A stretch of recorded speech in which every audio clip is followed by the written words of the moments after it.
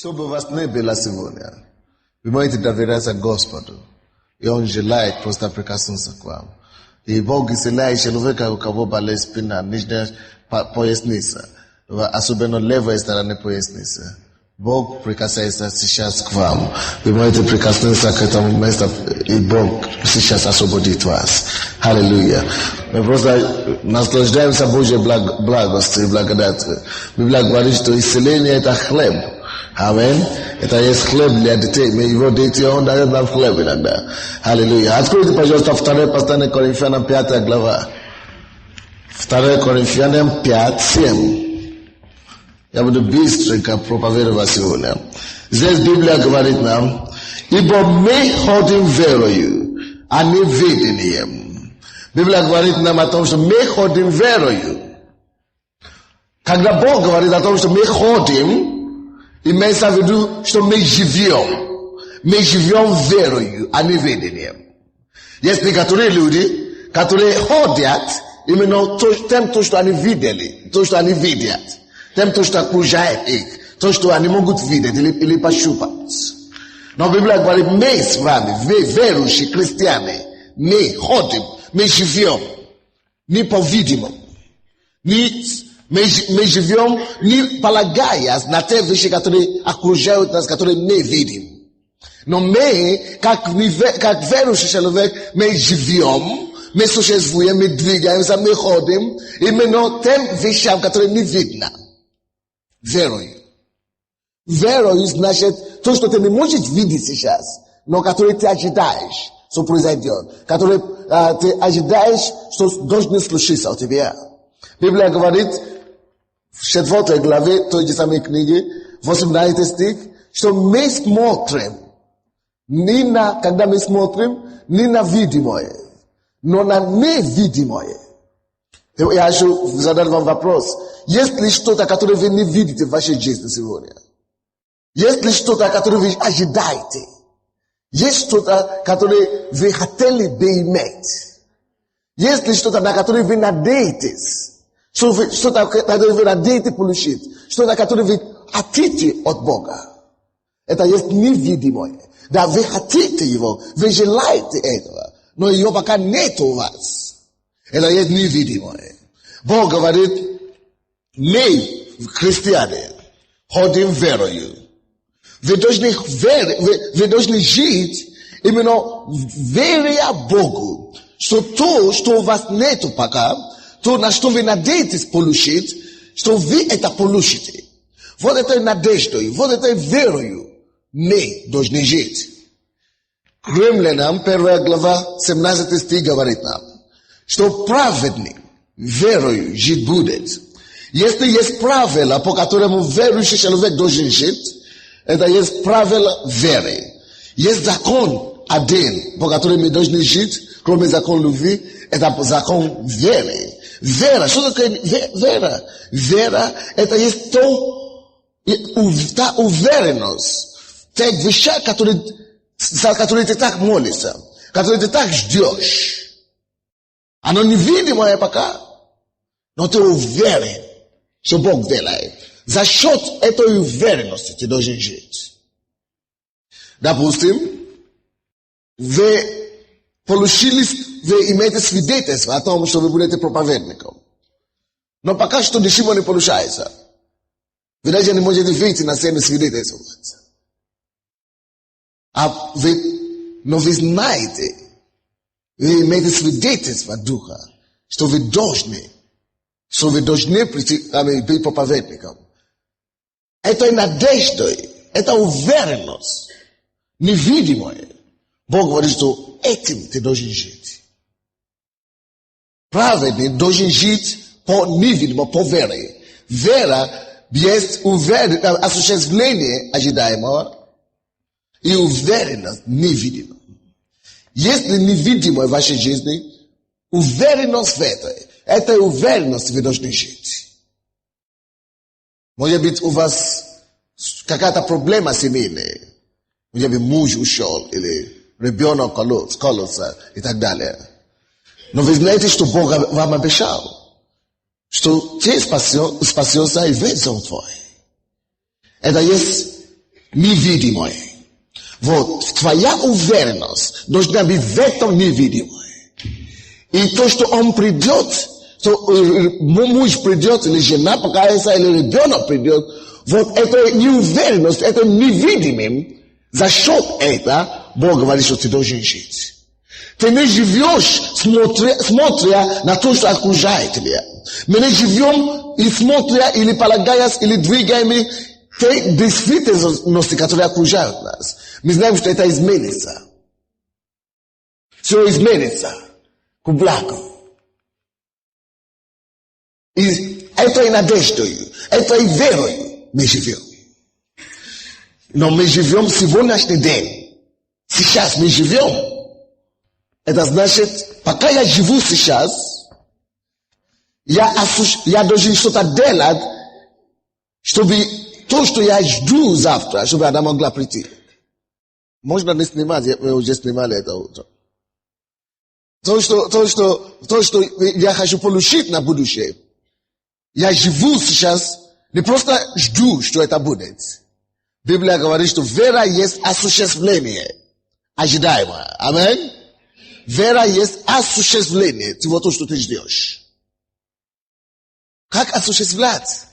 Это значит, если ты ждешь, что твой муж придет и покается, сейчас начни уже что-то делать к этому. Начни готовиться, начни относиться к нему, как будто он уже покаянный, раскаянный. Перестань ругать его. Начни благодарить Бога за него. Начни относиться к нему нормально. Если Бог тебе сказал, что ты будешь миллионером, ты говоришь, хорошо, я вижу, когда я буду миллионером, я вижу, что все будет хорошо. Мало то, что ты видишь. Начни что-то делать, начни закладывать какие-то камни, начни какие-то попытки делать. Но проблема людей заключается в том, что они делают что-то сейчас, да? И они застряли внимание только на то, что они делают сейчас. Пока ты делаешь что-то сейчас, не смотри на это. Смотри на то невидимое, к которому ты стремишься. Смотри на невидимое, пока ты что-то делаешь. Ты знаешь, что ты делаешь, это ерунда, это ничего. Ты смотришь на что-то большее. А то, что ты делаешь сейчас, это всего лишь связь. Это всего лишь какая-то веревка, которая связывает тебя с тем, что ты ждешь. Вы слушаете?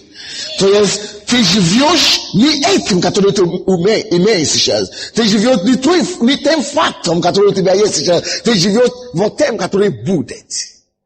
А то, что ты делаешь сейчас, это только ты осуществляешь это. Физически, и когда Бог что-то дает вам, вы не можете это делать сами по себе. Физически, когда Бог что-то дает ведение какое-то, ты сам не можешь справляться. Поэтому нам надо вера. Мы живем верою. Вера — это то, что я уверен, что с помощью Бога у меня будет это. И я держу за этим. У каждого верующего должно быть ведение, должно быть что-то в его жизни, которое он ждет, что Бог делает для него.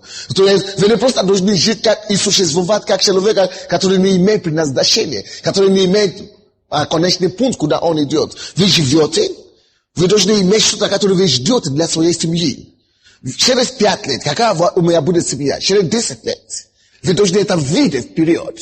Даже если у вас все пусто сейчас вокруг, видите что-то.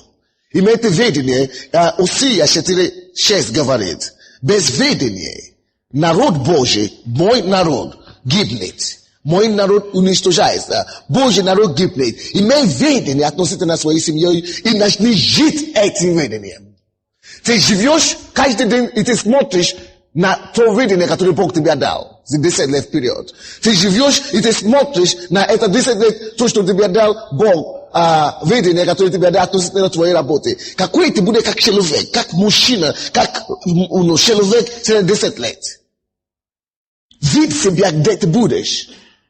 Ты будешь, может быть, с машиной или с квартирой или что-то. Видь это. Это не только фантазируй себя. Ты не просто фантазируешь, потому что ты уверен, ты осуществляешь это сейчас. Ты начинаешь что-то прикладывать. Да, то, что ты делаешь, чтобы осуществлять это сейчас, это несравненно меньше, это ничего. Но это необходимо, потому что вера есть осуществление. Для Бога. Что ты будешь делать для Бога через 5 лет, через 10 лет? Вид это сейчас. Если у тебя не будет такого видения, ты погибнешь. Но ты должен жить именно этим, который ты видишь, который Бог тебе, представление, которое Бог тебе дает, надежда, которую Бог тебе дает, стремление, которое Бог тебе дает. Ты видишь это перед тобою, и ты стремишься к этому. Вот этим ты живешь. Ты живешь не тем, что у тебя сейчас есть. Даже если ты миллионер сейчас, не живи этим. Даже не смотри на это. Смотри, когда мы смотрим на невидимое. Верою, праведный, когда мы ходим верою. Праведный верою жить будет. Праведный по невидимому. Там тем, что ты не видишь, поэтому ты будешь жить. Допустим, у нас есть церковь сейчас. 1500-2000 человек. Вроде бы все нормально, но мы не живем этим. Мы не сосредоточиваем на это. Я не вижу это. Я вижу далеко. 50 тысяч человек, 30 тысяч человек. Вот что я вижу впереди. Ты не смотри на окружающие. Это не верующие так живут. Но мы имеем Бога. Поэтому запланируй себе что-то будущее. Поставь цель перед тобой. И начни осуществлять это. Начни что-то делать сейчас. Я всегда делаю такой пример, я думаю, что это самый наглядный. Когда у тебя есть цель, когда у тебя есть стремление, ты должен что-то начинать. Pastor Sasha, stand. What is your name and what country do you come from? Не понимаю. And он не понимает, потому что я говорю по-английски. Почему не понимает по-английски? Потому что 10, 20 лет, 15 лет тому назад он не изучал английский. Везде слушайте, пожалуйста. Он не закладывал камни, маленькие камнишки. Он не понимает. Теперь слушайте то, что я скажу. Все то, что у вас есть сегодня, это результат того, что вы делали вчера. Или того, что вы не сделали вчера. Вы не видели себя. Если бы 10 лет тому назад он слышал эту проповедь, и он отель бы умеет говорить по-английски. Отель. Но он не слышал такую проповедь 10 лет тому назад. Если бы он услышал эту проповедь 10 лет тому назад, он знает, что мне понадобится знать английский. То есть ты думай тоже. Координатор, кем ты очень бить через 10 лет. Думай глобально, думай о себе семейно, но для Бога, для служения и как мужчина в обществе, кем ты уже быть, как ты уже себя видит. Если бы он это слышал, он бы уже видел себя разговаривающим по-английски. Он бы уже начал тогда что-то сделать сегодня, тогда еще.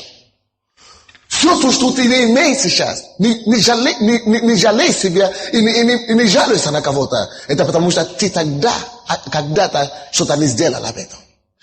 Но все то, что вы увидите сейчас, да, это кажется вам невозможно. Именно об этом дело. Поэтому у вас есть Бог. Вы должны видеть что-то, которое выше вас. Вы должны видеть что-то, которое больше вашей способности. Но зато вы полны решимости иметь это. Поэтому вы живете этим. Все то, что вы делаете, все ваши усилия устремлены в получение это. Ожидаемое. И вера также есть осуществление ожидаемое. Вы начнете камни, маленькие камни закладывать на это. Вы начнете осуществлять, сеять в этом направлении. Если Бог говорит, что вы будете проповедником, начните изучать Библию. Если Бог говорит, что вы будете евангелистом, начните свидетельствовать на улице или где-то. Если Бог говорит, что вы будете бизнесменом, начните продавать хотя бы семушки. Что что-то делать. Хотя бы начни молиться за проекты, начни молиться за контракты, начни что-то делать, начни искать отношения и связь. Алло? Но пока ты это делаешь, не смотри на семечки, не смотри на контракты, которые ты смотри на миллионы. Смотри вперед, пока ты это делаешь. А то, что ты делаешь сейчас, это всего лишь связь, чтобы Бог мог иметь чего благословить. Мы ходим верой, мы ходим невидимым. Когда мы ходим невидимым, не тем, что ты видишь, это ошибка людей, это ошибка христиан, это ошибка людей, потому что они ограничивают Бога, тем, потому что когда они начинают ходить тем, что они видят. Vidi себя, что ты мать, если тебя 19 или 17 лет, види тебя через 10 лет, что ты счастливый в семье, что ты с мужем. Види себя с твоими детьми, и види себя счастливым. Види это, и держись, и двигайся к этому. Этим невидимым ты живешь. Ты должен жить этим, и не то, что у тебя есть пока, а этим, который ты не видишь. Вы понимаете меня? Без видения, без такого видения человек гибнет. Закройте ваши глаза и преклоните вашу голову. Видите себя сейчас. Позвольте Духу Святому, позвольте Богу закладывать видение в вас. Относительно вашей семьи, относительно вашей жизни, относительно служения Богу, относительно призвания Божьего. Видь во имя Иисуса. Господь Дух Святой, я молюсь, открой глаза твоему народу сегодня. Открой глаза каждого человека, чтобы они могли видеть вперед то, что ты имеешь для них. И чтобы твоя полная и совершенная воля избилась в жизни каждого из них. Господь, дай им глаза веры видеть. И когда они начнут осуществлять, что-то делать, положи камни. Я молюсь, чтобы они получили урожай того, что они сеят и видят во имя Иисуса Христа. Сделай чудо, чтобы все содействовало тому, что они получат того, что они надеются. Праведный верой жить будет. Теперь молитесь, попросите у Бога, что то, что ты видишь, что это будет. Господь, я берусь, я держусь за этим, Господь. Я захватываю это сейчас, Господь. Попросите у Бога. Библия говорит, что Он может больше делать, чем вы просите или помышляете. Самая большая ваша фантазия, Он будет делать больше. Он делает больше, чем вы просите. И Он даже делает больше, чем вы помышляете. Поэтому не бойся помышлять. Не бойся верить в Бога. Просто после того начни что-то делать. Но не смотри на то, что ты делаешь. Смотри на то, что ты еще не видишь. Проси у Него. Он говорит, Он сделает больше, несравненно того, что ты просишь. И помышляешь. Проси и помышляй. Види себе будущее. Види вот то, что перед тобой. И захвати за это. Я поймал. Я поймал. Я поймал. Вот теперь я начинаю осуществлять. Види твою семью будущее. У тебя будет муж верующий, богобоязненный. У тебя будет дети свои. У тебя будет благополучная семья. Если ты это видишь, ты примешь это. И начни осуществлять это. Все будет хорошо во Христе Иисусе, потому что с тобой Бог. Господь, во имя Иисуса я благодарю Тебя. Потому что Твое Слово говорит, что без веры угодить Тебе невозможно. Твой народ сейчас призывает Тебе верою, видя невидимое. Они угождают Тебе. Твое Слово также говорит, что Ты воздаешь таким людям. Воздавай каждому силой великой Твоей. И тогда они когда они начнут осуществлять по-маленькому того, что они видят, они помышляют. Сделай несравненно больше, чем они могут помышлять. Во имя Иисуса Христа. И весь народ сказал? Аминь. Слава Богу. Давайте помолимся за людей, которые имеют эти проблемы здесь. Их нету здесь. Сидите, не надо стать. Давайте помолимся за них. Господь вообще делает чудо для них. Господь, во имя Иисуса, мы молимся за эти людей, у кого эти проблемы. Мы запрещаем всякое дело дьявола в их жизни. Мы запрещаем всякое давление, всякое угнетение. И мы провозглашаем Твою свободу, Твое спасение, Твое исцеление, Твое освобождение. Во имя Иисуса Христа я разрушаю всякое дело дьявола. Провозглашаю исцеление, освобождение и спасение каждой душе во имя Иисуса. Также, Господь, мы благодарим Тебя за эти финансы, Господь. Мы просим, чтобы Ты использовал их на распространение Твоего царства. Благослови каждого, кто вложит что-нибудь сюда. Умножь их жизни, умножь их прибытки во имя Иисуса Христа. Аминь. Аллилуйя. Слава Богу. Слава Богу. Аллилуйя. Слава Богу. Утром мы встречались с людьми, которые у нас сейчас мы хотим начинать делать свои телевизионные передачи. У нас аппаратура, мы купили аппаратуру. И я прошу вас, и мы хотим, Господь положил нам сердце создать коллеги для телевизионных передач, которые мы будем делать, телевизионный программ. Если вы заинтересованы в этом, если Бог положит это вам на сердце, именно редактивные коллеги, которые будут делать наши передачи телевизионные, то подойдите ко мне, пожалуйста, после служения. Аллилуйя. И теперь мы рады приветствовать всех, кто здесь у нас первый раз. Если вы здесь первый раз в нашей церкви, и мы хотим, чтобы вы приняли Иисуса, потому что это самое главное, что есть в жизни человека. Самое главное, что мы имеем, это Христос Иисус. Поэтому мы предлагаем вам Иисус Христос. Если вы не уверены, что вы имеете Христа, без Христа мы не можем иметь жизнь вечную. А жизнь вечная – это все и все.